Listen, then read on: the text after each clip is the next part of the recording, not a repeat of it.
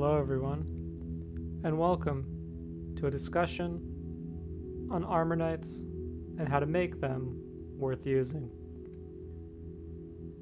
My name is Pandan, and today we're going to be embarking on a journey where we talk about probably one of the unit types that gets discussed a lot when it comes to how do I make them good or less bad. It's the armor knight. So I got pretty positive responses from the video I did not too long ago on archers and how to make them worth using. And I wanted to explore armor knights to see if I could draw similar sort of conclusions and share some of at least what I see as some best practices for how we can make armor knights a little bit better, and for those of us who make romhacks, have them at least be viable options. So let's jump in. So what are our learning objectives today? Understand what factors cause an armor knight to perform either well or poorly in the context of their game. So you're going to hear me talk about this a lot throughout the course of this video. Context is so important in making a unit good or bad. How the enemies are made up plays such a big role.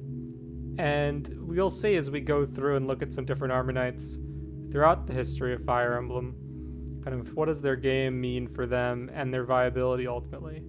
And so understanding these factors that make armor knights good or bad is going to help you as a ROM hacker or game designer to make better armor knights that fit what you're doing in your game. Next, how to design armor knights so that they're useful and worth using despite their flaws. So we all know the armor knight is a flawed class. They're generally characterized by slow speed, low movement, but they also have high strength and hit points and defense in most cases. And those are the things that you look to an armor knight for. So how do we help them capitalize on their strengths? At least in a traditional context. And what to avoid when designing armor knights in your game. So what are the trappings that we might find ourselves in when we're making armor knights? What are some things we might do subconsciously to our game that may make armor knights less viable overall? And what can we do to fix that? So these are the things I hope you get out of this video and that you should be able to do immediately after its conclusion. So first, I like to go look at armor knights through the ages. Here we have the homeboy. It's Doga. He is the first armor knight ever. He's pretty solid. Look at those shoulder pads, man. He looks like he belongs in NFL Blitz. Doga's great. Alright, now, to not so great, we have other armor knights. So, I think to help contextualize my feelings on armor knights, it's good to just look at some armor knights through the ages and just see if there's any trends we can pinpoint. And that'll help inform our discussion later on in the video. So I'll kick it off with Macellan. You could also just substitute him for Dolph, but I like Macallan's art a little bit more. He's got that sweet bald head and those thick eyebrows. I relate to Macellan pretty hard for how he looks. He was my self-insert before I was born. But what makes Macellan bad? So one, it's a Kaga game, so the maps are kind of big. Yes, he has 5 movement, which is good by not good, but it's standard by GBA standards. In FE1, 5 movement's pretty low. I think most of the units in FE1 have 6 movement at the base class, so Macallan's going to be slugging behind with Gordon and some of the other archers who have this low movement. And he joins in chapter 12, and by chapter 12, you've had Doga for 12 chapters if you really wanted to use a knight. You've gotten plenty of other units at that point as well. A 3-speed, 11 defense armor knight really isn't going to do a whole lot for you there. Yes, he'll probably have more defense than most of your units at that point. But will his high defense, relatively speaking, even matter at that point in the game? And my assumption is no. I've played through FE1, I've played through FE11. Macellan doesn't really offer you anything unique at that point in the game, and his strengths don't really get to be capitalized because his game doesn't really require that of him. And the strengths that he does have like in a vacuum, like his stats, like, okay, that's pretty decent for like a level 3 armor knight. But I mean, his HP is really piss low. But it doesn't really matter by the time he joins. So a little bit of, if Macellan joined in chapter 1, it'd be a different story, but he's a unit that suffers a lot from his join time. And just the competition he faces from other units at that point. You have so many options in FE1. Excuse me. Now let's get to Fire Emblem 4. We have one of my favorites, Arden, the Armored Sword. And we don't really need to talk too much about why Arden's bad. Like, yeah, he doesn't have any holy blood. How dare he? But I mean, he joins in the prologue, so he has pretty perfect availability for FE4 Generation 1. He has Vantage, which is kind of fun. And that's kind of like it. He gets you the Pursuit Ring through a secret event, which is really funny.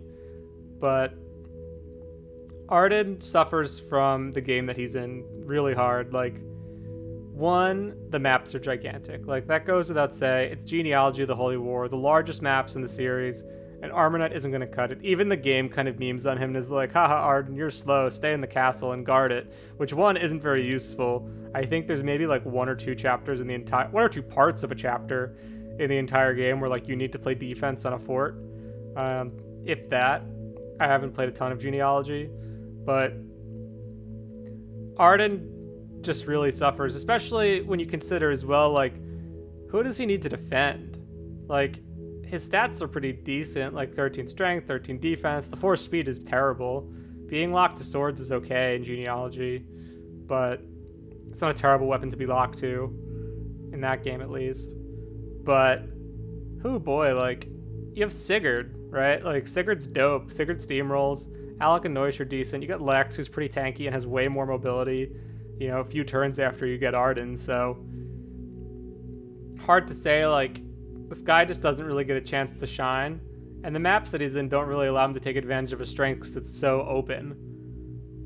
Armor Knights kind of excel a little bit more in chokier maps, hence, you know, choking the point. So keep that in mind with your Armor Knights too. And Arden kind of suffers a lot because of the game that he's in. Now, if I got this unit in like FE7, I'd be stoked, but alas, he's stuck in Yggdrasil. Actually, I think Arden would be pretty good in Thracia too. If like you got Arden instead of Dalsin, that could work, right? But alas, Genealogy, not so great. Now we get to the homie Boars. Look at this dumpling of a man.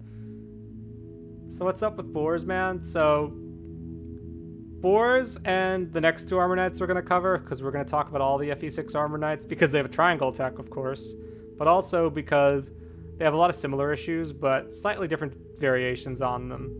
And I think it's a little bit more relevant to focus on these guys, because for the most part, folks who are watching this are probably either interested in or creating romhacks for Game Boy Advance games, specifically Fire Emblem 8, which is inevitably similar to its GBA predecessor FE6. So, Boars. What about Boars? So he joins at level 1 in Chapter 1. The dude has perfect availability in a long game. And he joins and has probably the highest defense in your army. I think he has more defense than Marcus. He has pretty decent strength. He has pretty high cons, so he can wield heavy stuff without cutting into his whopping 3 speed. But Boars is a unit that suffers from 2 things specifically. One, the maps in FE6 are big, and it's all C's maps, so it's a lot of moving from point A to point B. So there aren't very many opportunities for Boars to take advantage of his pretty decent strength score. The other piece of it is that during the time that you have Boars in the early game, like, Boars is forced in a couple of maps, and that's really when you get to use him scot-free. And while you'd think he'd be decent at tanking, he's going to be at weapon triangle disadvantage so much, and with his paltry 4 skill and use of an Iron Lance, Boars is going to have trouble hitting things pretty consistently. I mean, he'll do great against, like, the Myrmidons and the mercenaries you'll face early on. That's not a problem. And the soldiers. But there's so many axe users early on that he really struggles to stand out. I've had more success using Boars by unequipping him and just trying to use him to bait other units into attacking him, just so he doesn't have weapon triangle and he'll take less damage. So, is Boars workable?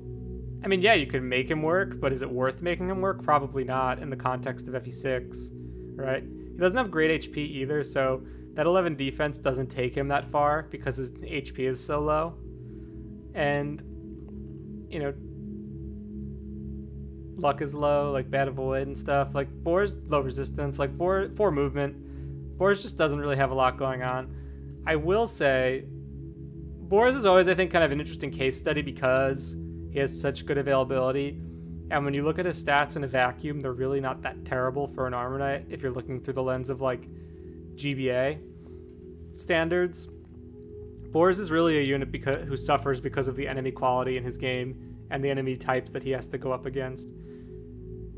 Kevin, if you ever played The Last Promise, an FE7 romhack by Blazer, Kevin, who's the Armor Knight you get pretty early in that game, has a pretty similar stat spread to Boars, and Kevin's way better. And a big part of why Kevin is way better is because the enemy makeup is more conducive to using a lance using Armor Knight, but also the enemies are just way easier. So, again, context really matters with units like Armor Knights, and like Kevin kind of does what I think Boars should do. Kevin is like if Boars was good in his game. Like if you put Boars in The Last Promise, Boars would be a standout unit, but here he's not.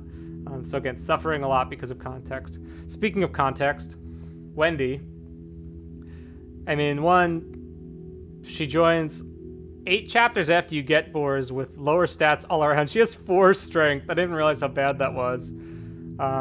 She just really doesn't offer you anything. Like, yeah, her growths are decent. Yeah, she can be fun to train and like have her max some stats, but like, at what cost, man? Like, not only does she join on like one of the biggest maps in the game, but she also joins right before you go to the Western Isles, which is the arc where you're pretty much going back to Land of Axes, and with 3 speed, 4 movement, and only 8 defense, and constantly a weapon triangle disadvantage, Wendy's really going to have a rough time trying to get anywhere. So when an Armor Knight joining kind of like in this sort of early mid turning point of the game needs to be good out of the box, because like when you have so many other units that you could be using at that point, especially when you have units that are starting to double pretty reliably,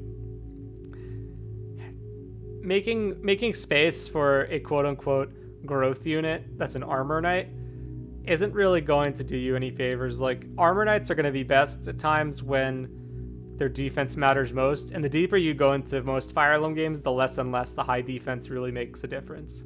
So Wendy isn't good when you need her to be good, and by the time she could even get good, 1, you would have gone through hell and back to get her there, but also 2, it's not really going to matter. So Wendy just kind of misses the boat. I mean, even if she joined in Chapter 1, she would be worse than Boars. I don't think that would help her case very much. She's just pretty objectively bad all around. I do like her art, though. Then we have Barth. What are we going to say about Barth? I mean, he joins the same chapter as Wendy, so I just like look at them side by side, and you're like, oh, like this guy's way better. Like, is Wendy going to surpass Barth in 9 levels? Probably, but she has to get 6 strength procs and 6 defense procs to match. That's like, I don't think her growths are that high on average to do that. So Barth is probably going to be better anyway, except maybe in speed and luck. But some would argue that Barth is probably the best of the 3 Armor Knights in FE6. But 1, he's not free like Boars, but also 2, he has the same issue that Wendy has, where he's joining right before like you go to the Land of Axes, and the utility he offers you there is going to be pretty minimal at best. So the other issue with Barth specifically is he's a chunky lad. He's got 16 constitution, 16 build, if we're talking in Thracian terms here. The dude's tough to take to the front lines. Like, if you want to do some rescue drop strats and kind of have him shield like one of your calves to move quickly through a map, which can be fun to do, there are very few units that can pick up Barth. I think probably like Shanna maybe can do it. I think maybe Clarine, like, and those are units you probably want to be doing more interesting things than rescue dropping Barth. So his stats are decent enough, but just like in his game and his join time just are misaligned. Like, in a vacuum, Barth is okay, but in the context of where he joins in FE6 and relative to the other units you could be using in his stead at that particular point in time, Barth really doesn't offer you very much utility on anything. I mean, you can hit stuff with a Steel Lance with 10 strength, but that's really... He's 14 defense is kind of nice, but like the work that it'll take to make him useful to get there, not really worth it.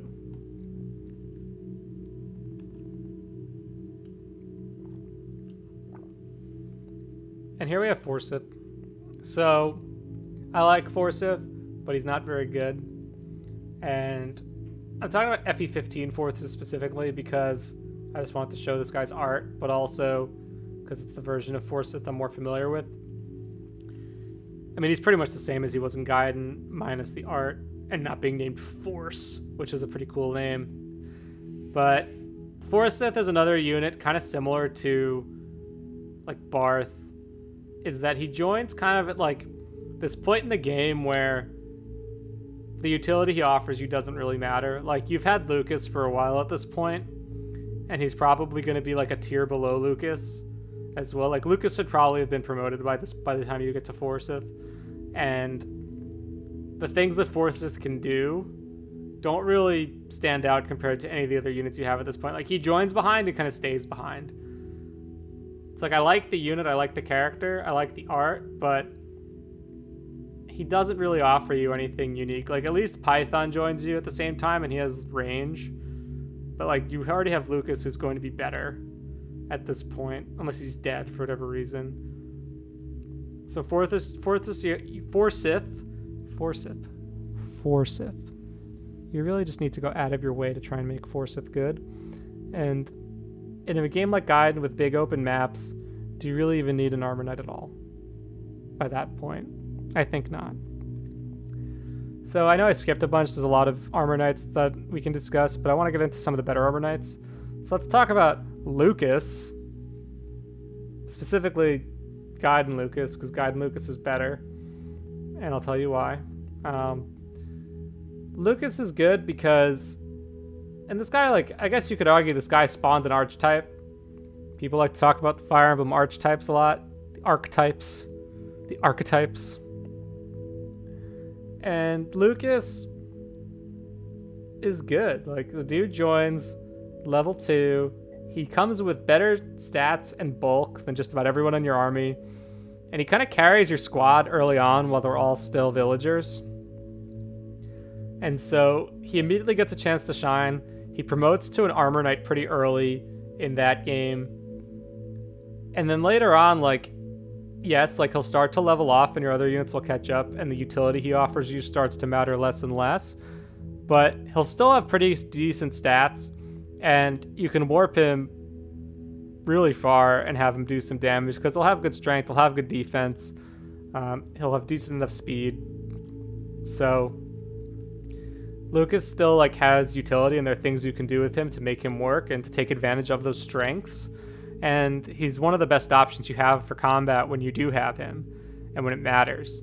So like if Lukas joined when Forsyth joined, like it would be the same boat. Like look at them. Like Lukas is, I mean, one, you could say like Forsyth really isn't that much better for 2 extra levels and for how much later he joins. So Lukas just has more room to grow, but also is your best unit right at the get-go and kind of stays like that for at least all of Act 1. I would say Lukas doesn't really start to level out until kind of like the middle of Act 3 or 4, but I haven't played too much of Gaiden lately, so I might be wrong on that. But when I played Shadows of Valentia on hard, I took him all the way to endgame, and he was fine. Like, towards the end, he was not the best unit I had, but he was still usable.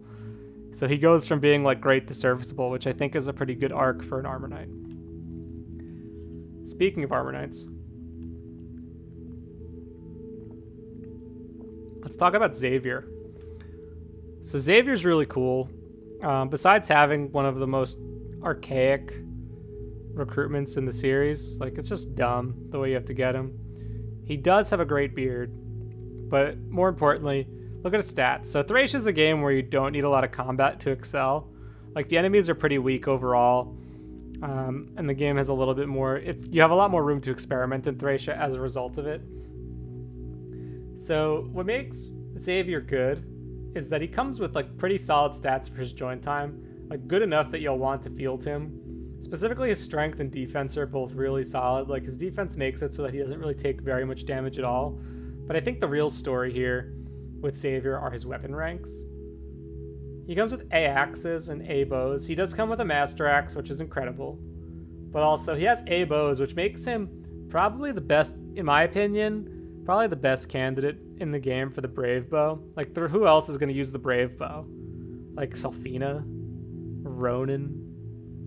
Tanya? Like, fun as those units may be to use, I think Xavier makes the best use of the Brave Bow out of the box. And it's a lot of utility just from that, just chipping stuff away. He has high cons, so he can capture things for you. He comes with an authority star.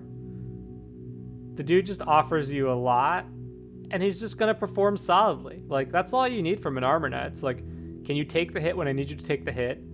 Are you good enough in combat that I don't feel scared using you, and that you're going to do things that some of my other units cannot do more comfortably? So I feel like Xavier is one of those units who benefits a lot from the game that he's in because of, one, just the way armor knights are built with, you know, their crazy weapon spread and capturing. But overall, just like solid, just a good like late game armor knight being useful. And we'll talk a little bit more about like join time in a bit. But then we have Oswin. So Oswin is great. Oswin's like the most beginner-friendly unit in Fire Emblem, in my opinion. Like, FE7 hits Western Shores. All these young Westerners picking up Fire Emblem for the GBA for the first time after seeing that lovely ad with Dorcas. And you get to chapter 12 and you see Oswin, and he's taking like no damage. Pegs tank him, Mercs tank him, he gift straps units for you.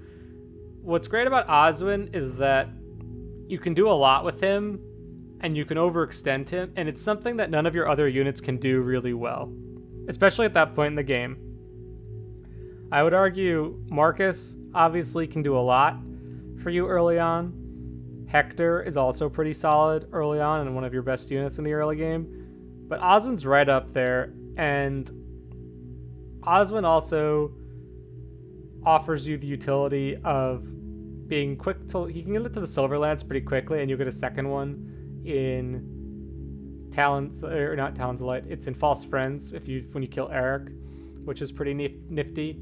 So he has that utility going for him. But Oswin's one of those units where his 4 move doesn't really hurt him because the maps in FE7 aren't really that big, especially in the early game, and so it's easy for him to get to the combat.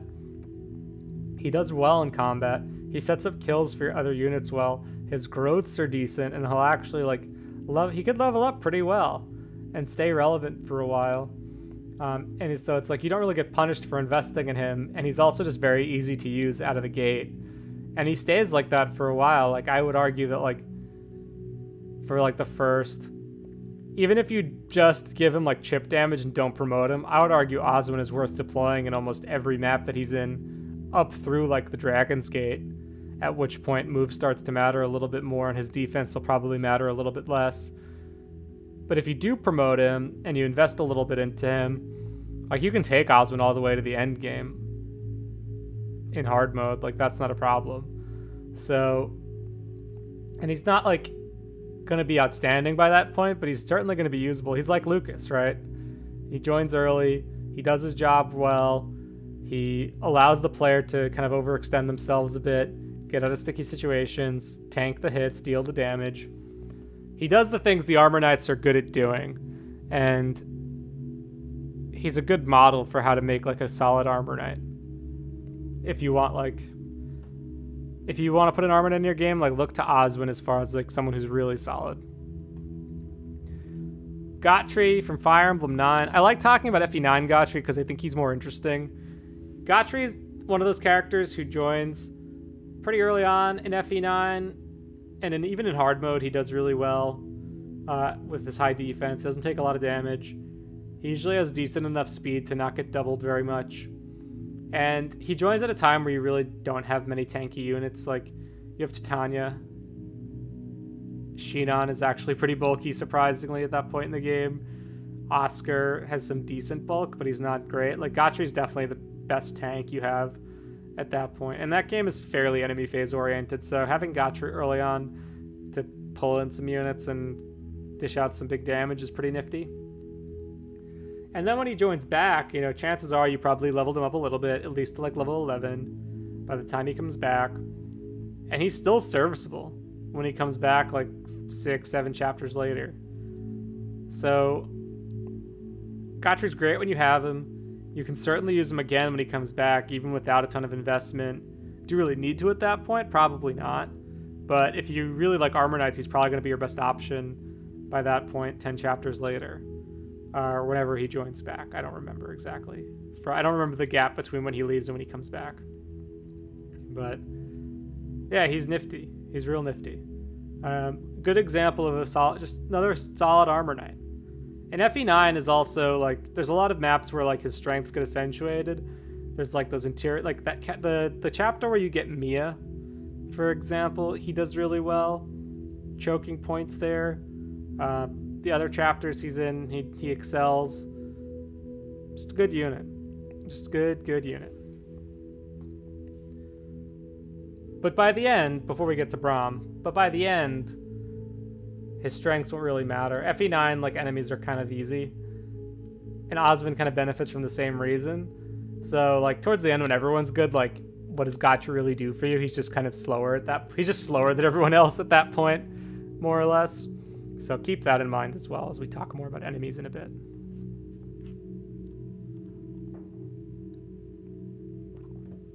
then we got Braum. I like to talk about Fire Emblem 10 Braum specifically, because Braum's a good example of a unit that's made good because of his availability. Like, Braum joins in part 2 of Radiant Dawn, which is a really interesting part of the game because you have a lot of kind of scrubby units.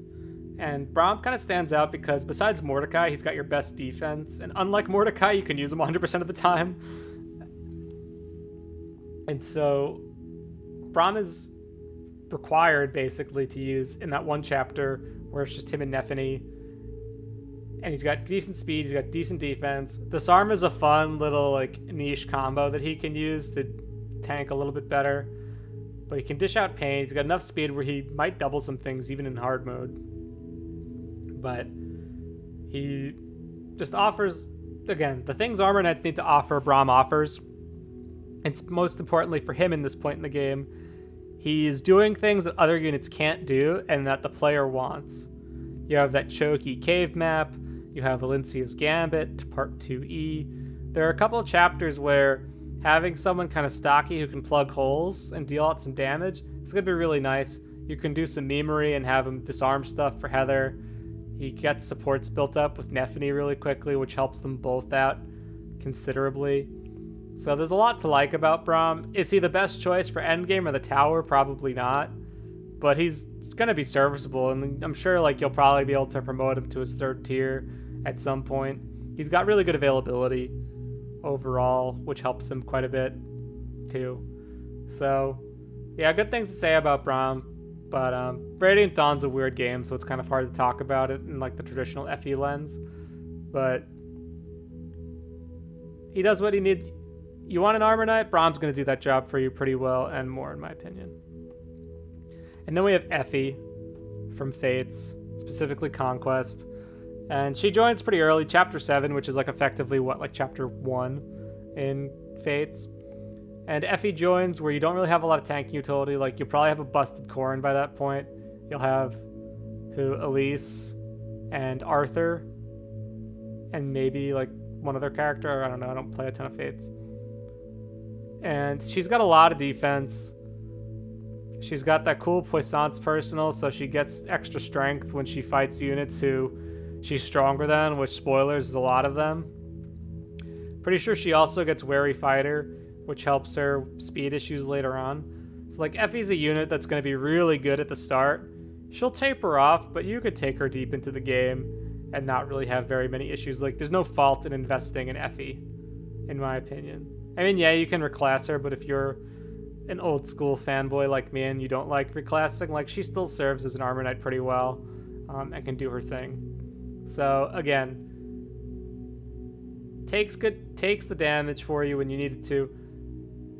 offers you utility other units can't. Like, at that point in the game, you're not going to be able to rely on dodges. No one really has reliable bulk. Effie is there to slow the game down and help you get control. That's what she's there to do.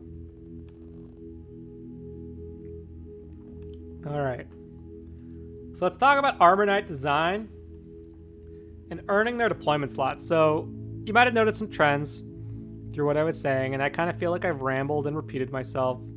So I want to talk a little bit about design of the Armor Knights and what do they need to do in order to earn their deployment slot on your roster.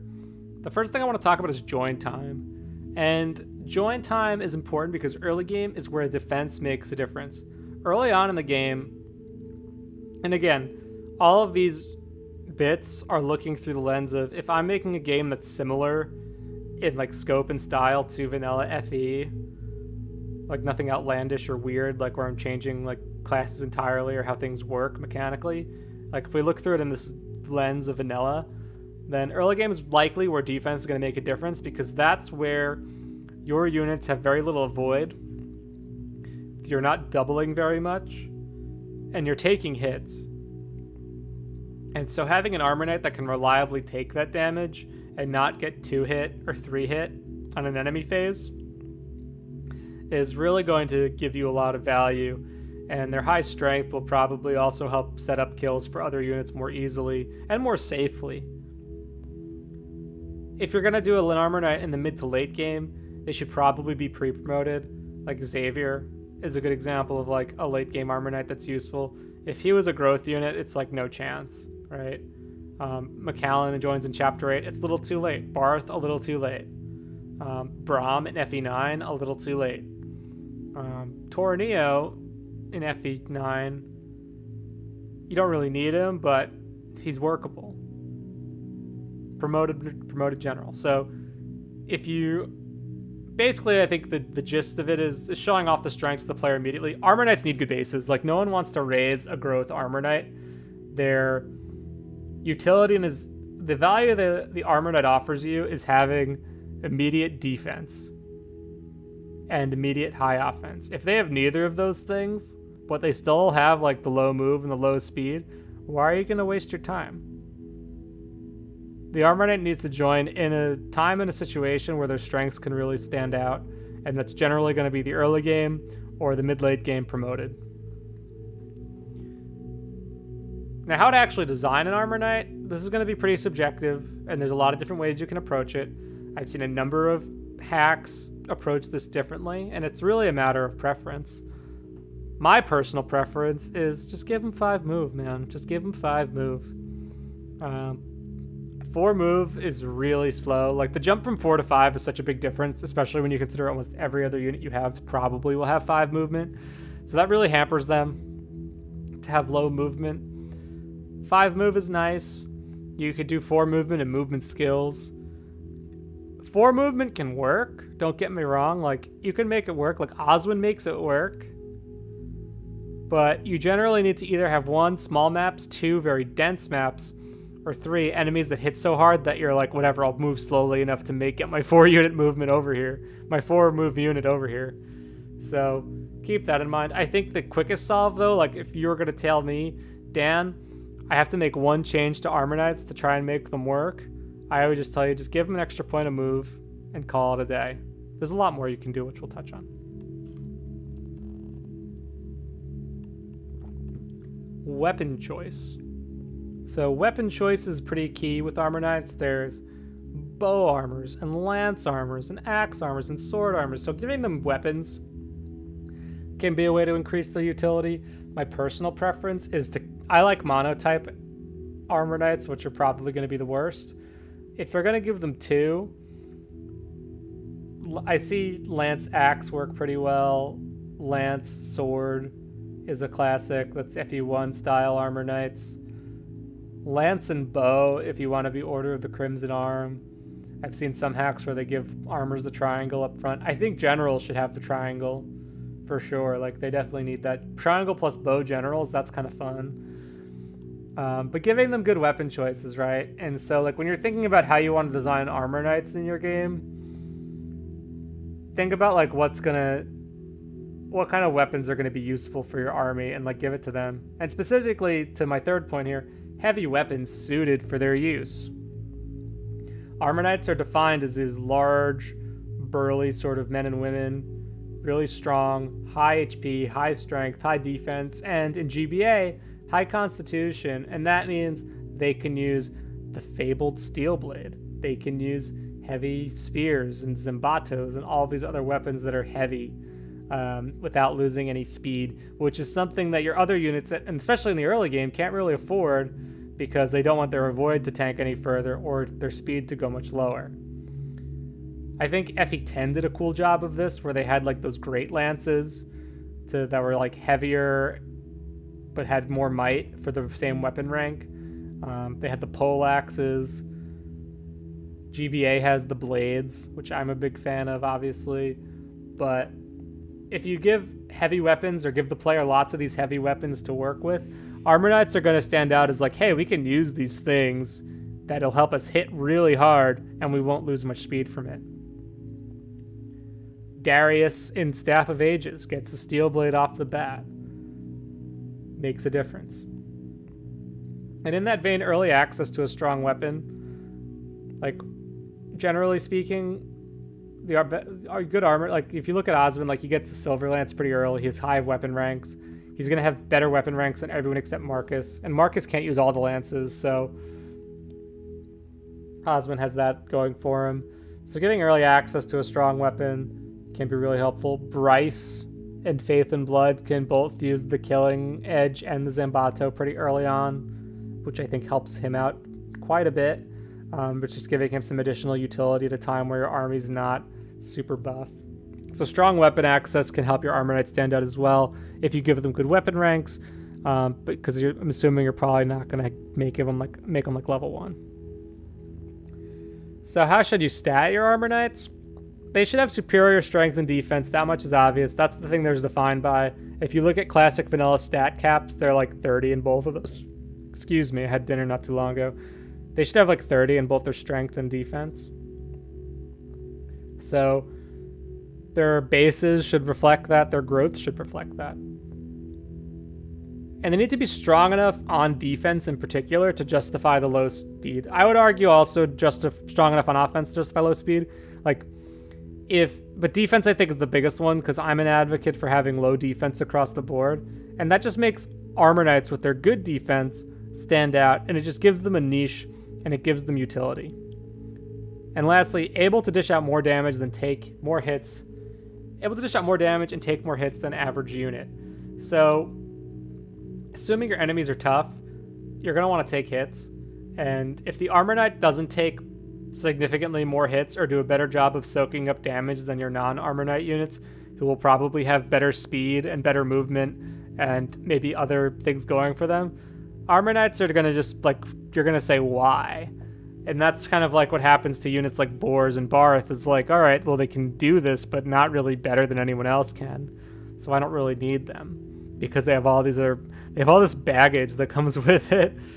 So keep that in mind. But really the most important thing when designing your Armor Knights and just designing the units in your game in general, and I've alluded to this a lot already, the enemies and their stats.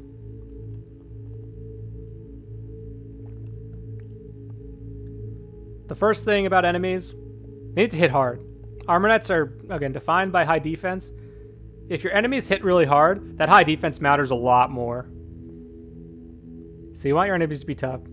You also want the enemies to be difficult for the player to consistently one round. This is very similar in feeling to bow users, where if the player struggles to one round, then you need the chip that much more. And if the enemies hit hard, then you really don't want to take that chip damage trying to one round them or trying to do chip damage to them up close.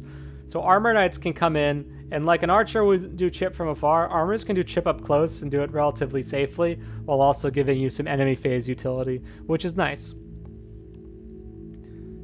So to sum that up, it's really just enemies with stats that make an ability to take hits and do big chip up close valuable. Does it matter if, like, does it make a difference if my Armor Knight takes only 1 point of damage to chip an enemy that's hard to kill? Or does it not, because I probably could dodge anyway because they're weak and they have bad skill? And another thing with enemies too is how they're positioned on the map is going to matter a lot with Armor Knights. Are they positioned at points where choking matters? Do I need to choke points? Do I need it to plug a hole? Do I benefit at all by having an Armor Knight in a position where they can be attacked by multiple enemies? What can they do that my other units can't? And is the map conducive to that? And so part of that is where you position the enemies as well. So keep that in mind. The map design as well, kind of critical. Like if it's FE4 and it's all these big open fields, like you're not going to really want to use an Armor Knight. If there's lots of interior maps and they're kind of small, Armor Knights are going to perform a lot better. So that's really all I got. A couple of things that I wanted to include that I didn't. I know I didn't talk about Meg, and I'm sorry I didn't talk about Meg, but I will say that Meg is bad. And I love how in the developer interview for that, the interviewer asked the developers of Radiant Dawn, like, oh, who's your favorite character? And they just like said Meg, and they snickered, they just laughed. Like, they know what they're doing, guys. They know exactly what they're doing. But another unit I didn't talk about that I always love to talk about is my homeboy Dhalsim here. Dhalsim is my favorite character in all Fire Emblem. He's just a good dude. And as a unit, he's really fun. Give him the Brave Axe and Manster. Captures everything. Does big damage with the Battle Axe. If you're playing LTC, I know the strat is to leave him behind. But he has that utility where it's like, oh my god, he's one of the few units that can use lances indoors. And I'm just like, I feel like this utility, I'm just getting on my soapbox here, but everyone cares so much about utility with lances indoors in Thracia. I don't really understand why. The weapon triangle is not that big of a deal in that game. But Dhalsim, if you haven't used Dhalsim, give him a whirl. Bring the Brave Axe with you to Manster. Watch sparks fly, because no one else is going to be using it. Dagda doesn't need it. Even when Dagda joins back, he doesn't need the Brave Axe to do big damage. Helps Dhalsim out a lot. And he just becomes unstoppable pretty quickly. I didn't talk about him in the earlier section because save the best for last. Also, I'm incredibly biased. But to really sum up everything, first off, I want to say thank you for watching and coming on this journey with me to talk through Armor Knights. I always like making this kind of content. I hope you guys enjoy watching it and learning more about how I feel about things, and hopefully it'll help you as you're designing your Fire Emblem games. The only other thing I'll add is, again, if your enemies are tough, Armor Knight defense will matter. If no one on your army can consistently one round, Armor Knight chip damage is going to matter a lot more. Their speed won't be as much of a liability because no one's doubling, right? Like if everyone doubles except your Armor Knight, then yeah, they're going to look bad. If no one doubles and your Armor Knights don't get doubled, all right, that's a pretty good place to be. So keep these things in mind. I'm always happy to chat if you guys have any questions, but I hope this video was helpful and informative, and good luck with your Armor Knights. Thanks again. My name is Pandan, and enjoy the rest of your day. Take care. I'll see you next time. Thanks for watching.